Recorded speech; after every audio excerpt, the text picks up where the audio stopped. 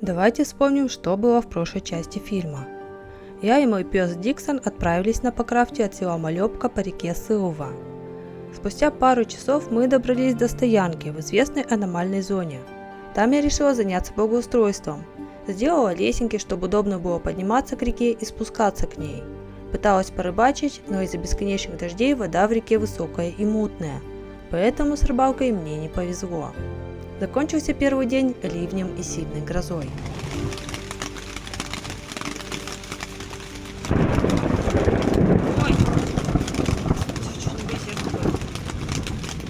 Утром я проснулась от того, что кто-то прыгал на покрафт и под моей палаткой. Сначала не могла понять, кто это может быть, потом вспомнила, что соседи жаловались на наглых мышей.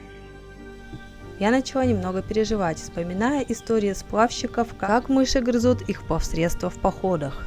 Хруст того, что кто-то что-то грызет, мои подозрения подтвердил. Это была лесная мышь. Она с аппетитом грызла мою гречку, которую я вечером случайно просыпала.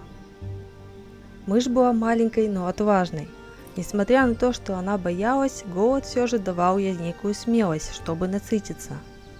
В итоге я вновь уснула под хруст гречки, думая о том, что мышь слишком занята, чтобы грызть мой покрафт.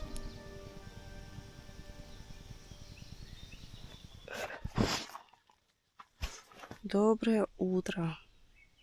Вот оно и настало, утро 22 числа июня. А время 6:30. Я все еще в палатке. Ну, как я просыпалась, конечно, посмотреть, что там творится в 3 часа утра, уже сумерки были. Диксона выпустить по делам. Да, Диксон. Вот. Сейчас вот опять недавно проснулась, открыла двери и окно и опять прилегла. Вчера вечером мне заложила нос, попшикала спреем и горло очень сильно задрало опять. Вроде как прошла ангина, но еще не до конца. И вот сейчас лежу, мне кажется, небольшая температура. Но ничего, думаю, страшного нету в этом. Потому что я сегодня еще буду здесь. Надеюсь, потом мне будет полегче. Ну, горло вчера вообще капец, как неприятно так болело. Это, видать, лекарство, спрея для носа попало на горло, которое у меня и так несчастное после ангины. И вот как-то вот так вот. Ладно, еще полежу маленько и пойду завтрак готовить. Вот Диксон даже вот поприлег. Бармалейка мой. Давай еще, Диксон, маленько полежим, ладно? Чуть-чуточку.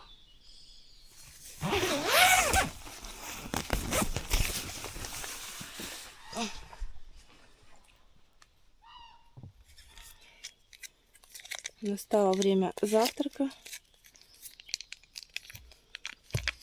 У Диксона это стандартно патчи. В походе имею в виду. Дома-то он у меня мясо ест и сухой корм.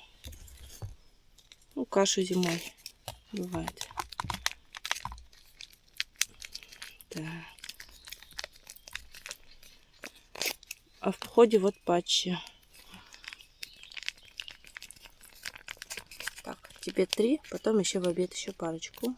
И ужин. Да, давай. Приятного аппетита, малыша мой. Красивый. А у меня там сейчас тоже будет завтрак. Кольцо, кстати, нашла его, вчера потеряла. Будет завтрак, сделаю яичницу и кофе. Все, я начинаю готовить себе завтрак. Диксон, давай докушивай там. 2 яйца приготовлю себе. Хорошо, сковородку с собой взяла в последний момент. А у меня тут на нижних веках это вот патчи. Они увлажняют кожу век. Ну, вообще оказывает такой тонизирующий эффект. Проснуться потом приятно. Особенно, когда достаешь их из холодильника. Но у меня холодильника нету, поэтому так. Ну, увлажнят хотя бы веки. Потому что все равно вчера, например, солнце светило. Солнце вообще враг наших нашей кожи. Я все равно его не избегаю. Несмотря на то, что я вся полностью конопатая.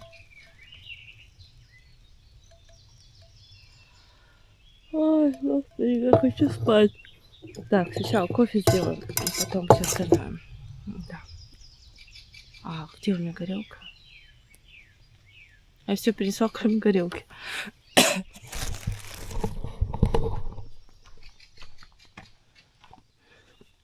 Она у меня вот тут спряталась.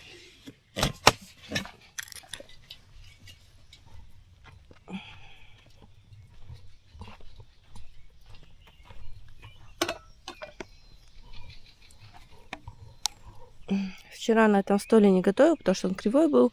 Но я его выровняла. Нашла камушки и подставила под эти пеньки. То же самое сделала с лавкой. Она тоже была кривая, косая. Вот там можете наблюдать камень. И теперь все ровно. Так, где у меня жига-дрыга? Жига-дырга-дрыга. Вот он.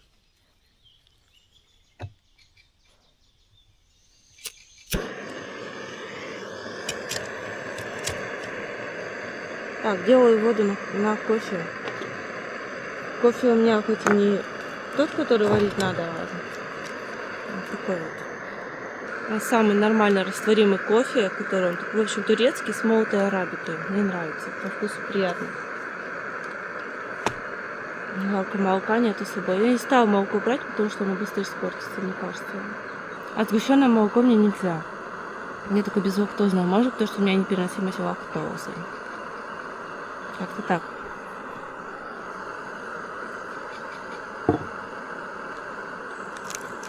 Так. Ну чё я не взяла, что ли? Ни те, ни эти, ни другие. А, вот он.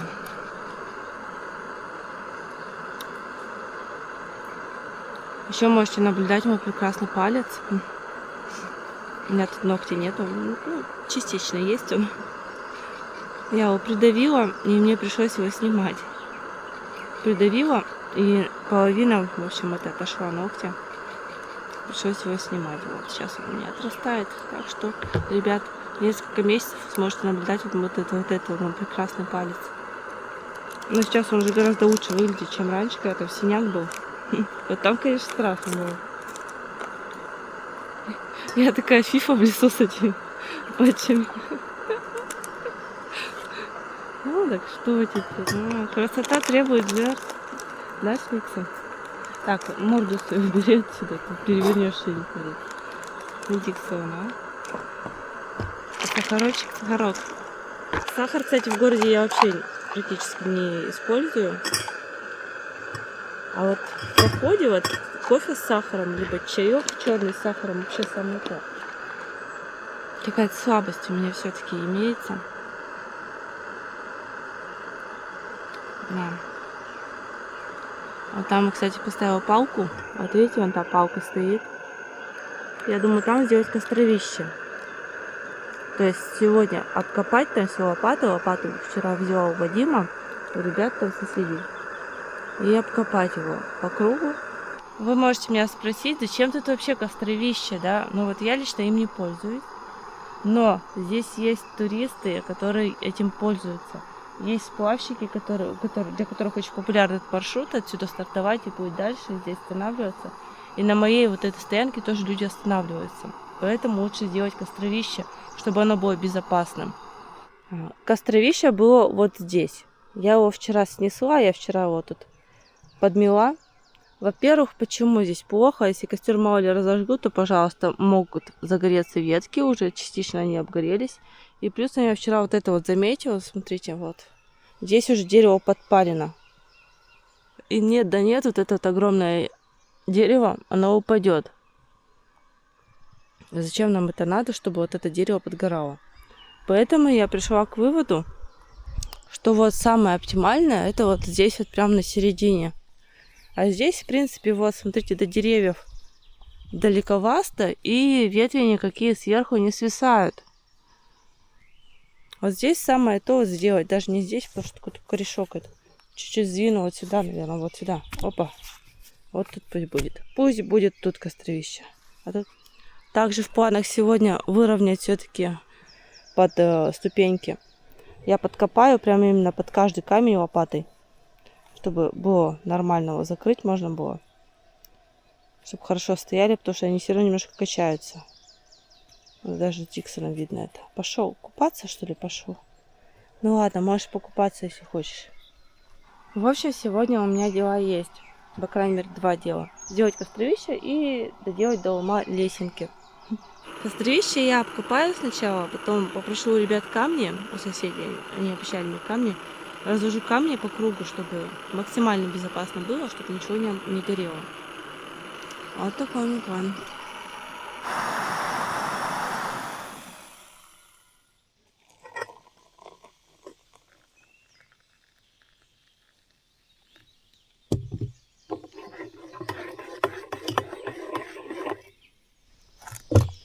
Так, теперь надо яйки пожарить. Яйки, яйки, попрыгайки. Пип.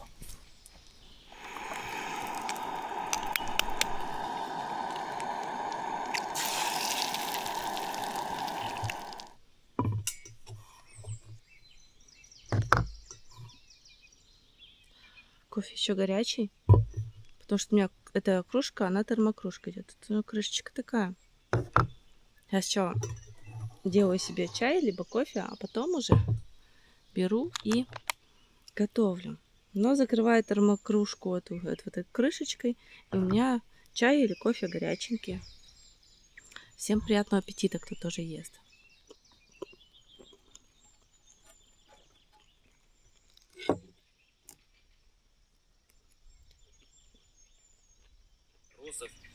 Вышиной более 400 метров. Капитан Немо распорядился прозондировать нижний пласт.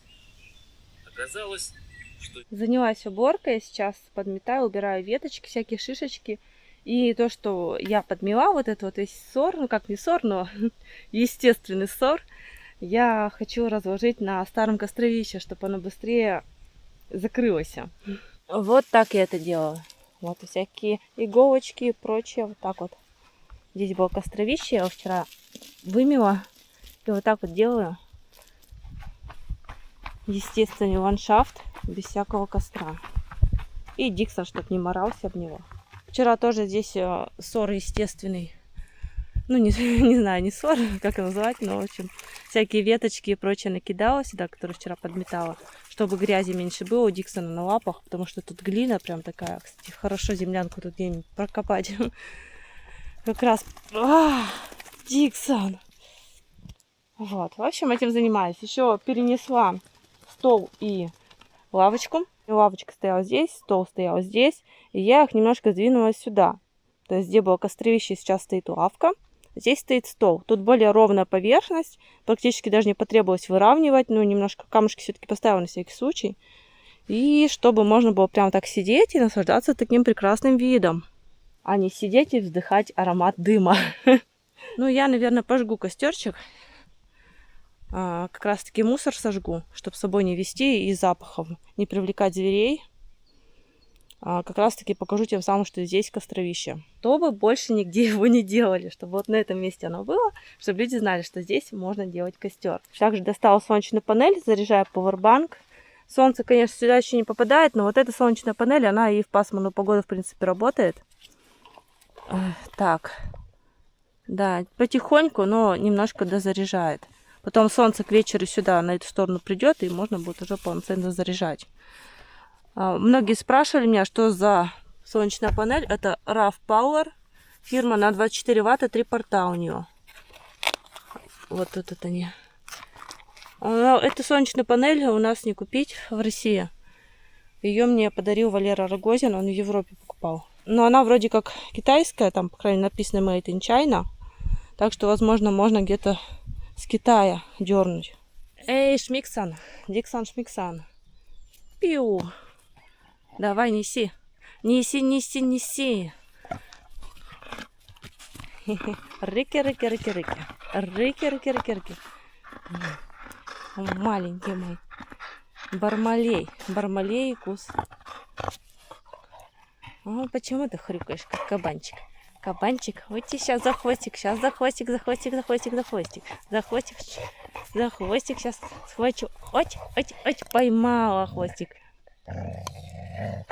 Рыки, рыки, рыки.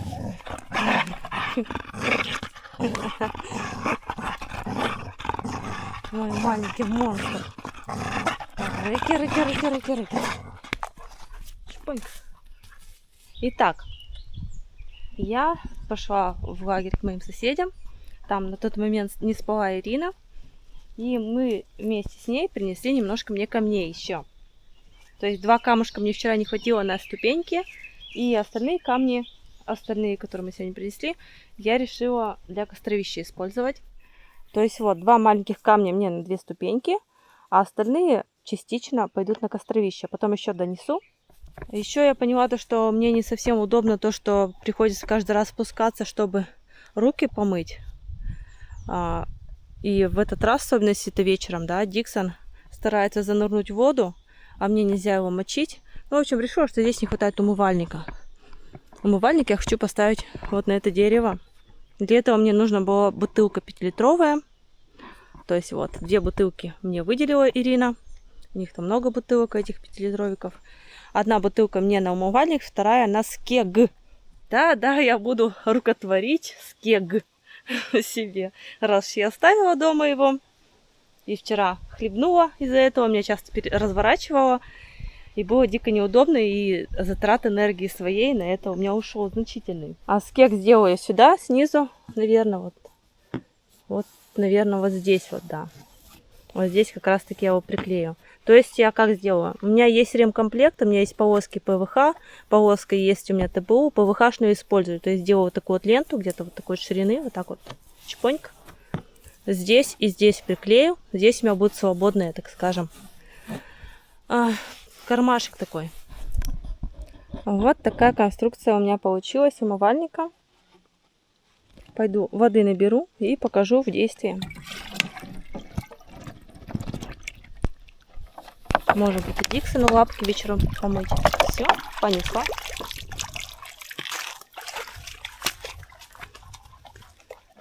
Тут гвоздь уже кто-то прибил, так что вот. И вот сюда вот. Чуть-чуть приоткрываешь так вот. Вот. Руки моешь или умываешься, к примеру. Закрыл краник. Не подходит уже. Ну, в принципе, можно приноровиться как-нибудь, прикрывать. Просто я не люблю, когда бедные насекомые попадают в какие-то емкости и там погибают. Я постоянно спасаю. Но все равно как-то, да, закрывает. Делаю скек из 5-литровой бутылки. То есть, как это делается? Просто вот так вот разрезается бутылка, но не до конца. И потом вот это вот обрезается, вот это вот обрезается. Тут, видите, тут уже согнуто лопасти. Чпонька. То есть с 2 сторон у меня будет скек. В общем, посмотрите. Не знаю, как получится, будет мне держать, но попробую. И вот это вот все я пропихну в тот кармашек. Посмотрю, как это выйдет, но пока что нужно вырезать сам скек, прикинуть, как это будет, и приклеить кармашек.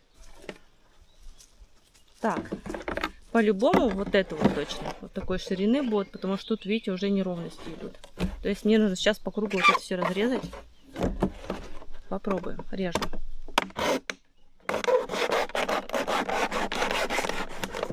Рубрика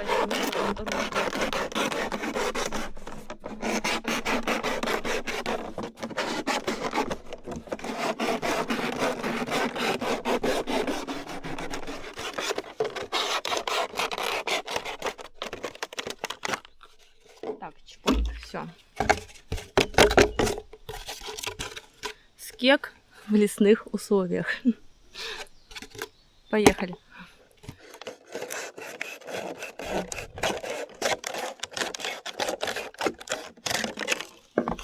Вот и все. То есть вот это будет в кармашке, а вот это будет у меня держать, стараться. То есть он у меня будет вот так вот стоять. Вот так вот. Сейчас приклею и протестирую, когда мы с Диксоном поплывем на рыбалку на ту сторону. Ну что ж, погнали дальше. Нужно сейчас все углы обработать, чтобы они не были острыми. Потому что как ни крути, у меня все-таки это ТПУшка, чтобы они не резали ТПУшку мою. Поэтому нужно их закруглить. Все неровности, которые я тут натворила.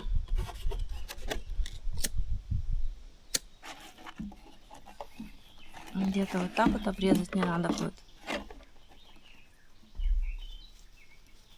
Не знаю, возьмет ли ножик этот. Он уже подтупился, все-таки он совсем уж простенький нож. Это ПВХ, она толстая. Короче, криво-косо, но обрезать. В ремкомплекте у меня также есть специально для Тизипа смазка. Клапан запасной. Почему-то он у меня клапан голубева, хотя здесь ромашковый.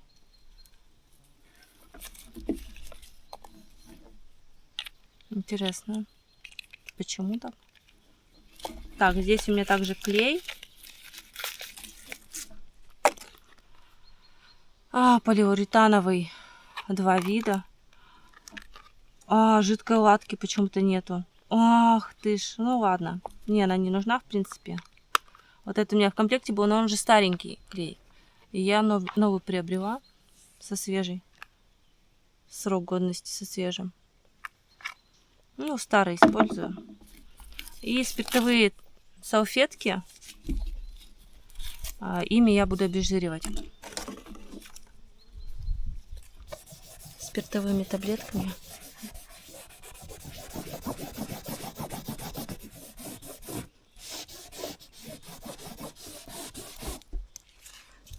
Да, Диксон. Пахнет спиртом.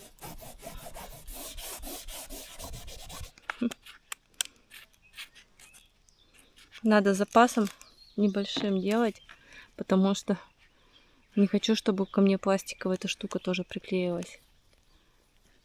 Скек, потому что я его потом буду убирать. Это у меня так временно на этот сплав. Вот не учла, что у меня по крафту 3,5 метра. И все равно ему нужно, если учесть, что Диксон там скачет спереди, то туда, то сюда, что мне будет сложнее выруливать. Как-то вот так вот должно быть. Как-то вот так вот. Чпоньк. И чпоньк. Чпоньк, чпоньк. Прижимаем. Туда наклей, он вырвался наружу. Ну, не страшно, что теперь уж.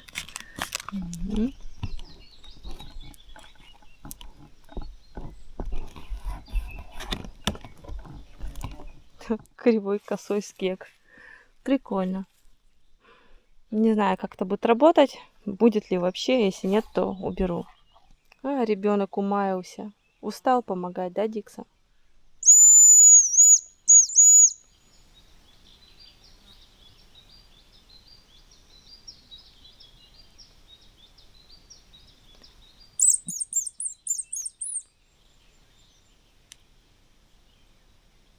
Рябчик тут где-то летает.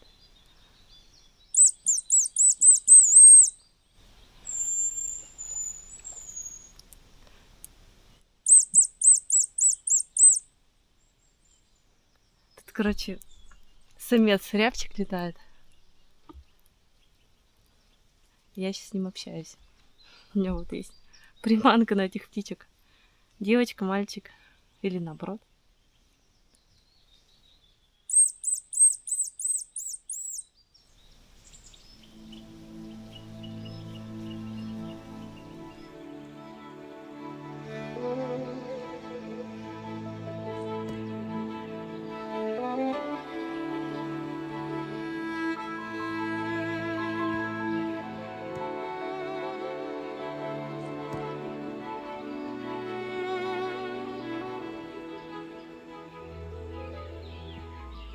Ну что, рассказываю, что я сейчас натворила. Я сделала лесенку нормальную. Каждая ступенька, на каждой ступеньке камушек. То есть вчера 2 не хватало, сегодня я прям под размер подогнала, чтобы на дольше их хватило.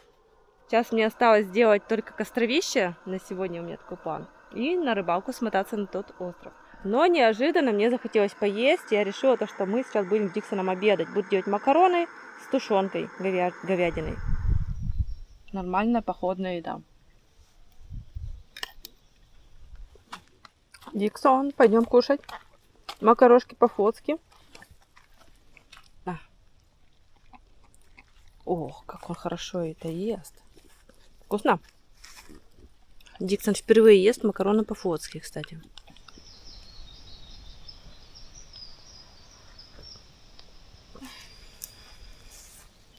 Ну что ж, начинаю копательные мероприятия под названием Костровище.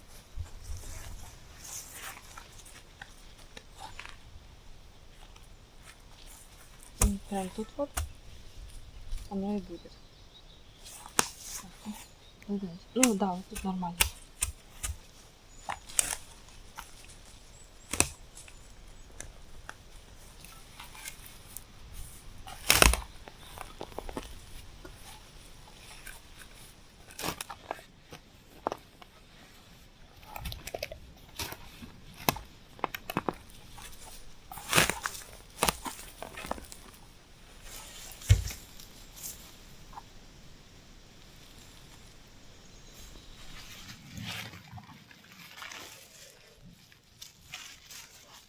Обратите внимание, что я срезала верхний слой грунта, не распотрошила его, а прям в слоем. И размещаю сейчас по соседству, чтобы те растения, которые росли на этом грунте, продолжали расти, но уже, получается, не в том месте, где костровище.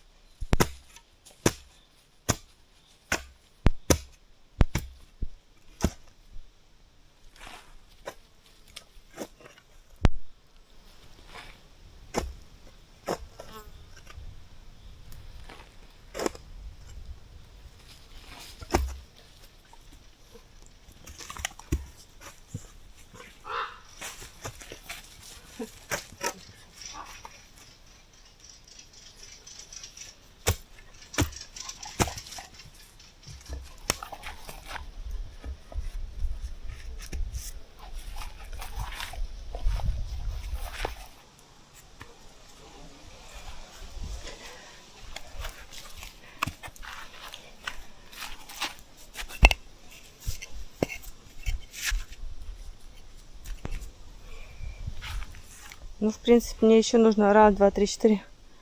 1, 2, 3, 4, 5, 6, 7. 7 камней, чтобы просто так чисто по кругу сделать. Пойду отнесу лопату сейчас и попрошу. Тем временем Диксон решил, что это его лежбище. И сказал, я буду тут лежать. Диксон, так это не твоя норка. Диксон. И ты, Бармалей. Это костровище. Не норка. Скажи, достали мне уже кусать. Весь в смоле. Не знаю, как это убирать. Короче, Диксону нравится явно костровище. Это он подумал, что я для него, наверное, вырыла. Ну что ж. Я сходила, искупалась вновь. И теперь вот начинаю готовить свой малыш-спиннинг к вечерней рыбалке. Не знаю, получится она или нет, но посмотрим. Видите, вода мутная, и именно поэтому рыба плохо клюет. Это, в принципе, любой, кто даже не рыбак, наверное, знает. О, это как я так криво поставила? Господи. Не в ту сторону катушку поставила.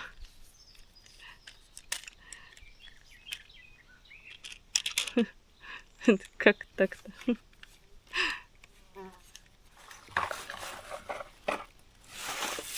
Так, это по струе. Жук такой прикольный. Надо на него попробовать. Сейчас покажу его. Смотрите, какой.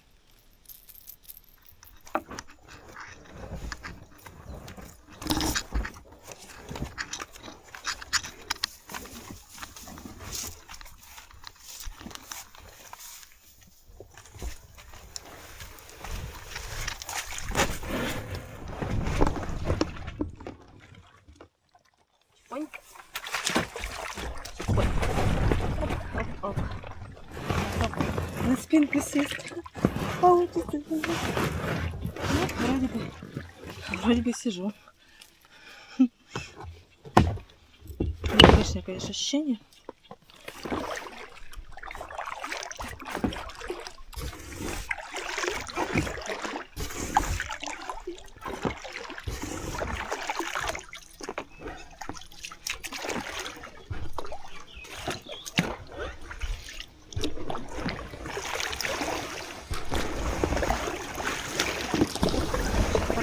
Сиди.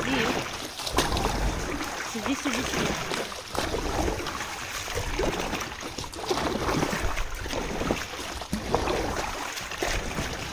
Проблема с этим.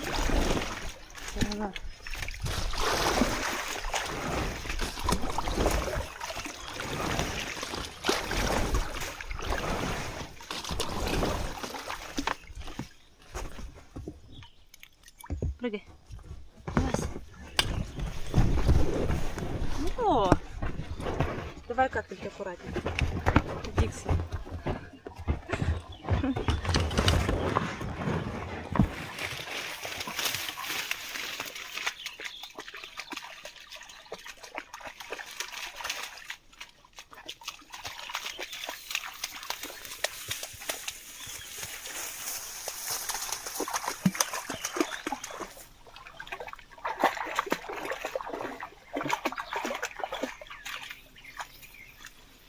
Испробовала разные приманки, разные вертушки, разные кренки. Бесполезно, ни одной поклевки.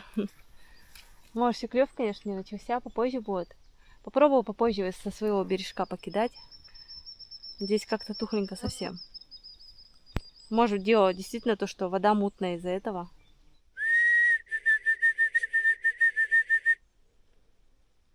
А кусты шевелятся там. Диксон, ко мне!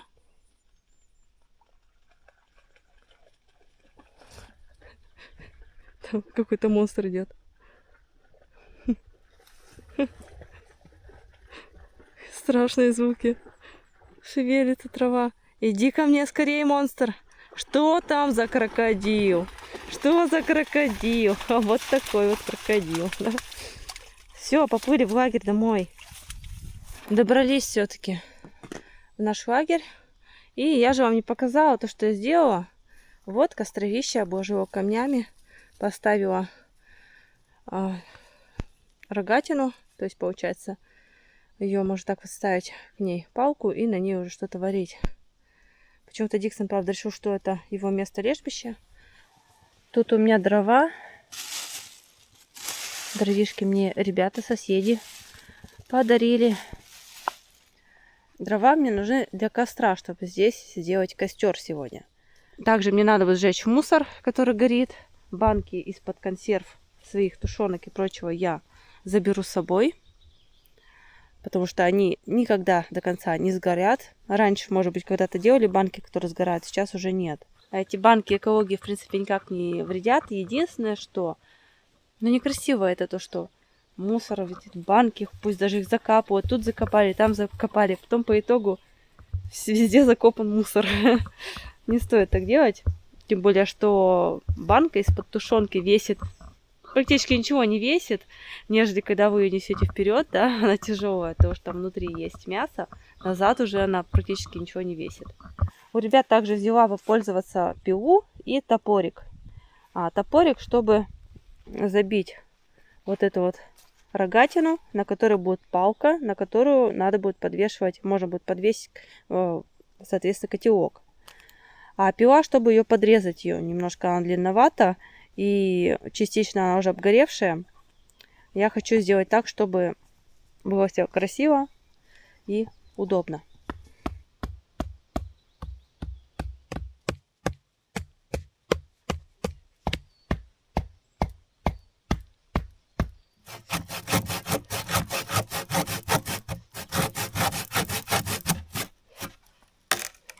Опа. Все готово.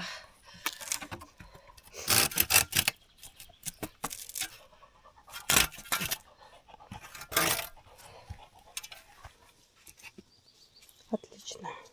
В самый раз. Она была просто, ну, очень длинная. Вот до сюда, наверное. И, соответственно, неудобно было ходить. Кто-нибудь мимо пошел, и она могла упасть вместе с котелком в костер. А вот эта вот, которую я отпилила, я ее оставлю тоже здесь. Она будет как раз таки, чтобы помешать костер, к примеру, какую-то полежку пододвинуть. Палочкой это можно будет. Вот даже можно пониже опустить. Вот. Вот за вот эту штуку котелок поднимаешь. Точнее, можно вот здесь вот через вот это вот начало. Котелок так опускаешь с ручкой. Ручка вот за этот сучочек держится. Опускаешь, и вот, и здесь получается, соответственно, над центром костра будет греться вода и готовится вкусная еда. Походная.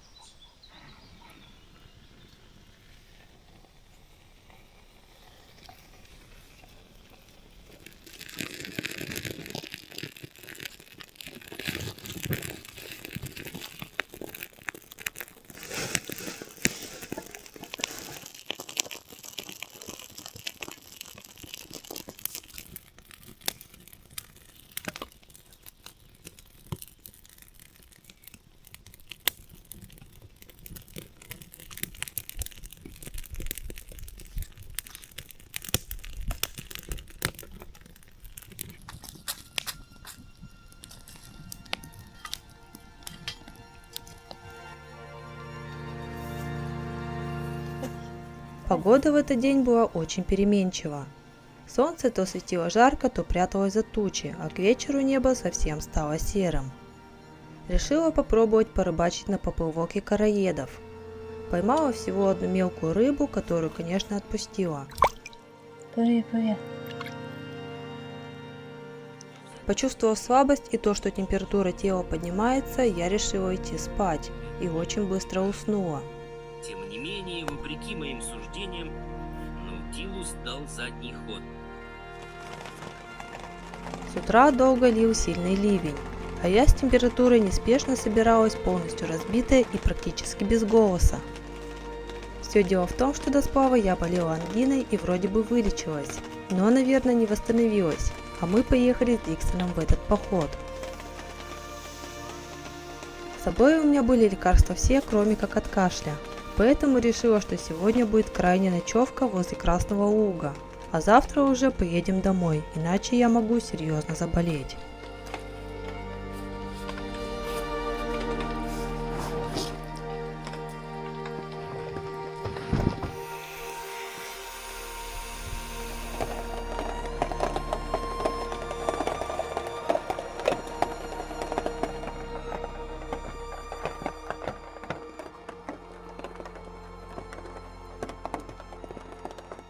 Нет, Диксон, это не.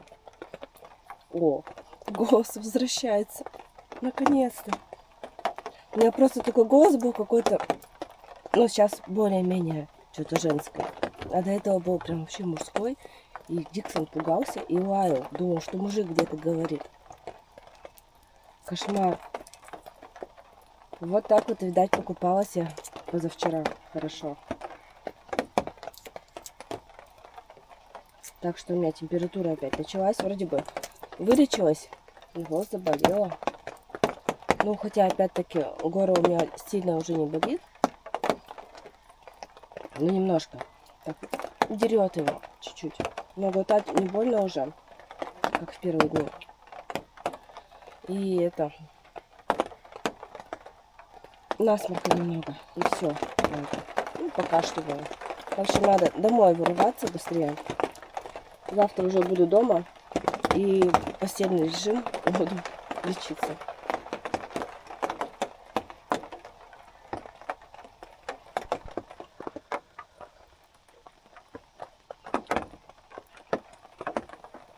Ничего не делаешь.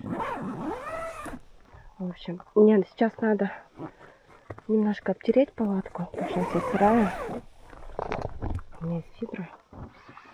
И вот так вот я сейчас ее буду обтирать.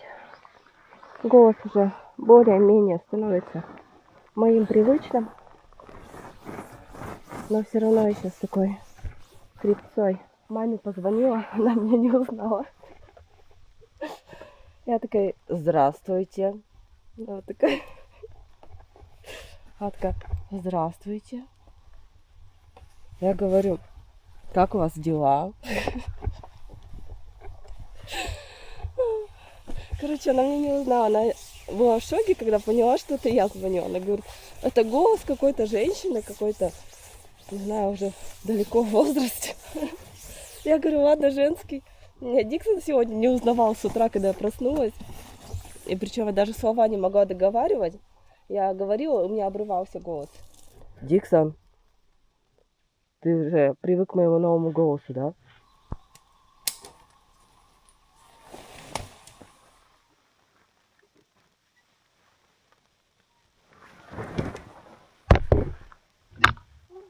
Диксон делает контрольную проверку вместе со мной, чтобы ничего не оставить.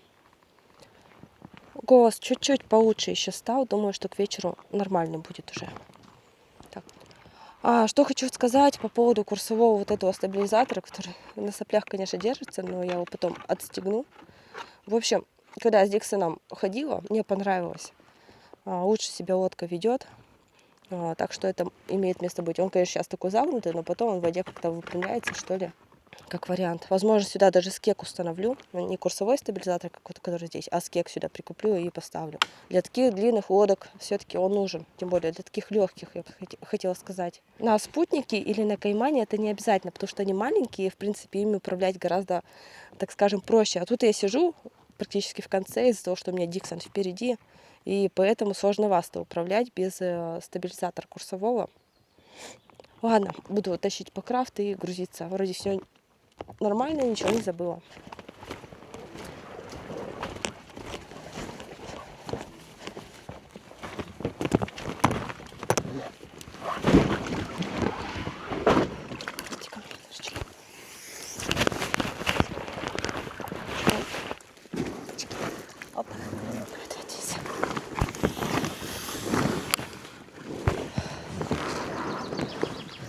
Вот как-то вот так. Садимся. Смотри, Диксон, я тебе подушку сделала.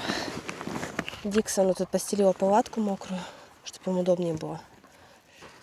И плывут они. Диксон, следующая остановка — Красный Луг. Погода хорошая. Да, Диксон?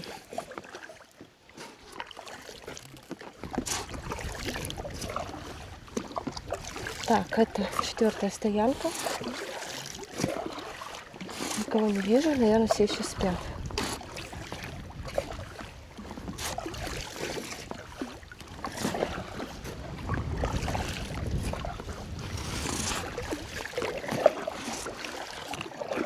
Ветерок хороший, не холодный такой. И если бы его не было, было бы жарко, я думаю. Я не сказала бы, что сильно, прям такое в лицо, но это нормально. В принципе, комфортно грести, ничего не болит. Без него было бы, конечно, бы тяжко. И мне, и Диксону, я думаю.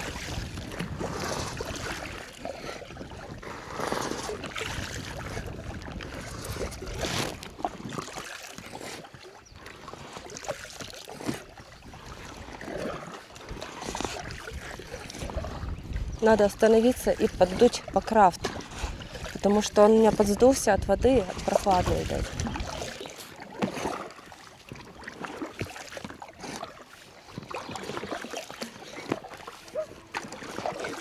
И расплющится в лист железа. Знаю.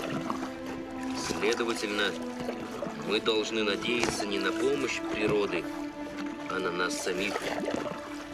Надо воспрепятствовать замерзанию воды. Уже как по традиции на этом участке реки полил сильный ливень. Гром разрывал своим звуком небеса, а я отчаянно искала место, где бы нам причалиться, чтобы надеть дождевик и подуть по крафт, который немного сдулся от холодной воды.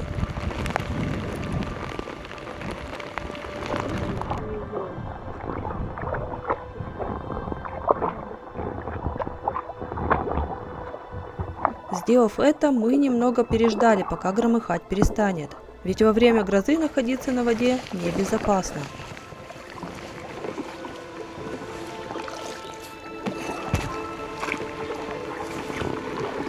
Вот дождь начался. Дождь то переставал лить, то начинался заново. К дождю добавился и ветер в лицо. и из-за него мокрый Диксон начал замерзать и трястись. Решила его укутать в свою мембранную курточку. Этому Диксон совсем не сопротивлялся.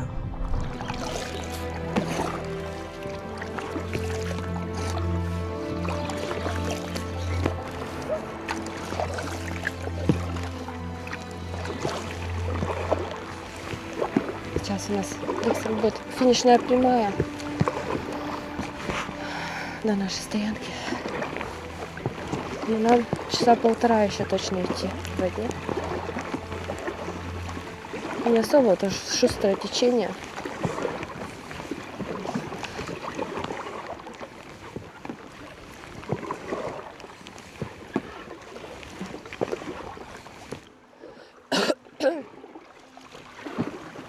Диксон, не бойся, с тобой ведь я укротительница. Порожья мать! Порожья мать! У-у-у. Щух. Да, я теперь так умею делать. Видал, Диксон, как я это сделал? А? Одним легким движением весла Ксения Андреевна развернула лодку, чуть-чуть коснувшись воды. Вот они, уроки не проходят даром.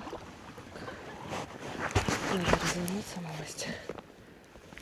Ну, давай, разворачивайся. Угу. Диксон, еще полчасика осталось нам с тобой, и все. И все, малыша. Так что уж потерпи.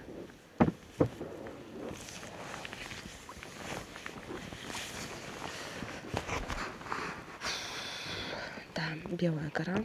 Мы ее проплыли. Но здесь чисто рыбацкое место. Тут прям можно отрыбачиться хорошо. Но завтра тогда нам дольше будет плыть. Так что мы, пожалуй, проплывем эту рыбаческую стоянку. Все, Диксон, сейчас последний поворот, и за ним наша стоянка. Мы дошли практически. Все чуть-чуть.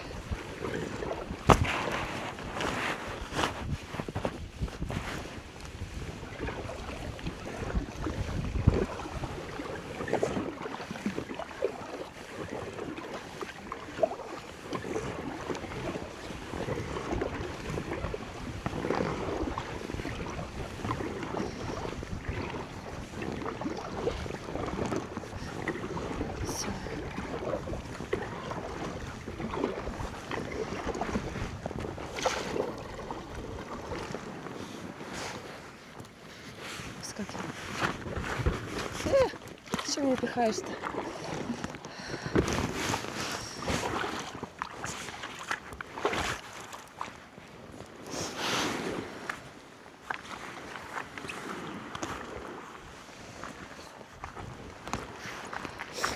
Хотя бы там что-нибудь.